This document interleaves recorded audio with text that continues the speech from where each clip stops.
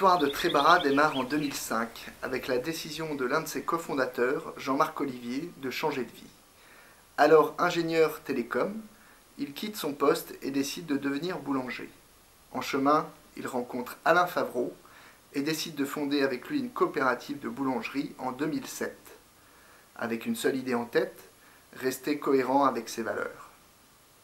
Le projet initial de boulangerie là, même si c'était un objectif, je ne voyais pas ça en premier lieu, donc je pensais démarrer une activité de boulangerie en individuel, le développer et transformer en scope le jour où c'était possible, etc. Et en fait, la rencontre avec le fameux Alain fait que on a démarré tout de suite en scope et le contexte faisait qu'on a réussi à démarrer l'activité sans trop de problèmes. Ce projet est simple. Valoriser l'agriculture biologique locale, travailler avec des artisans meuniers du coin, fabriquer un pain de qualité et le vendre à un tarif raisonnable. Le cahier des charges est pas très compliqué. En fait, dans la mesure où on fait que du bio, en fait, il faut utiliser que des ingrédients bio de bout en bout. Donc la farine, ça se reporte sur le fournisseur, hein, donc on se dégage en fait en responsabilité, hein, si dans l'absolu. Nous on va un peu plus loin quand même parce que on travaille justement qu'avec des petits qui font de la meunerie traditionnelle. Donc Guy, vous jouez le rôle de quelqu'un qui a tout oublié, par contre vous connaissez votre tête sur le bout des doigts. Mais ça c'est le danger, c'est que... J'ai deux agriculteurs qui s'appellent Jean-Pierre Cloteau et Jean-Pierre Leroux de Bain-de-Bretagne. Hein, et puis sinon on s'approvisionne dans les petits moulins. Hein, il y a le moulin de Nouvoitou, il y a le moulin de Sarré, c'est dans le 49, mais alors là il a des choses extraordinaires, donc c'est incontournable. Et le moulin de Nozay, c'est dans le 44, là, c'est pas très loin, Boursault. C'est une chaîne en fait, hein. C'est les agriculteurs, les meuniers, nous derrière. On arrive quand même à créer de l'emploi en milieu rural, en faisant fonctionner des acteurs locaux, etc. Donc c'est quand même assez satisfaisant, quoi.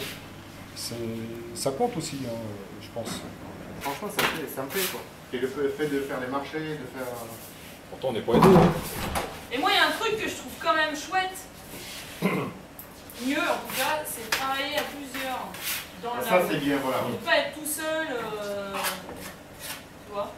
Ouais. Ça, c'est vachement agréable. Et là, le partage des tâches, il se fait, on essaye de faire en sorte qu'il soit le plus équitable possible. A priori, il est pas mal quand même. Disons qu'il n'y a pas de donneur d'ordre et d'exécutant, c'est ça, c'est en opposition au schéma donneur d'ordre d'exécutant. Ouais, c'est ça. Parce que pour moi, le statut coopératif, c'est aussi marcher du tout vraiment à plusieurs. Ouais. Tu vois, où il y a l'entraide et tout ça, tout ça. En fait, l'objectif du scope, quand même, c'est ça, c'est que c'est une entreprise qu'on fait vivre. Hein, donc chaque composant fait en sorte que ça vive. Et en cas de départ de là, voilà, ça ne va pas mettre en péril l'outil de travail. Disons que je pense que ça devrait être plus un modèle qu'on trouve.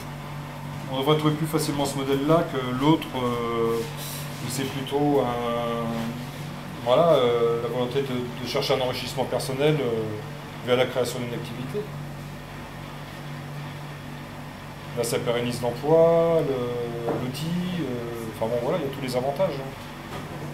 Il faut avoir quand même des qualités pour s'adapter à une organisation comme celle-ci. Moi je dirais que c'est d'abord l'autonomie, l'ouverture d'esprit en deuxième. Et puis la prise de responsabilité, d'initiative. Voilà. C'est les inconvénients de la liberté. C'est l'avantage. Des avantages, hein, c'est clair. Vrai. Parce que sinon on peut toujours dire c'est pour moi, c'est le patron, c'est facile. Ouais, voilà. Là on ne peut pas dire ça. Alors, là, tu fais une connerie, c'est toi qui fais ta connerie, et puis t'en es responsable, tu vas dire à l'autre que c'est... Partage des responsabilités, échange de savoir-faire, mais aussi bilan énergétique optimisé. Pour preuve, le choix du bois comme ressource énergétique pour la cuisson du pain. On arrive à faire toutes nos cuissons avec un moyen ancestral. le fuel, enfin tout ce qui est à base de fuel, etc., en fait on est complètement tributaire du marché, et ça peut passer du simple au double au triple sans qu'on le sache. Alors que là, non, quoi. On sait qu'il n'y aura jamais de surenchère là-dessus. En plus, on est en filière locale là aussi. Donc voilà. On a un besoin d'énergie de 70 kW. Voilà. Donc si on chauffait électrique, ça supposerait, comme c'est plus de 80% des boulangeries maintenant, tous les équipements neufs c'est ça, ça supposerait un compteur spécial. Et puis en amont, il faut du réacteur nucléaire, hein, je pense. Et au fait, t'as peur de se faire remplacer par une machine? Il y a beaucoup de ressentis en boulangerie.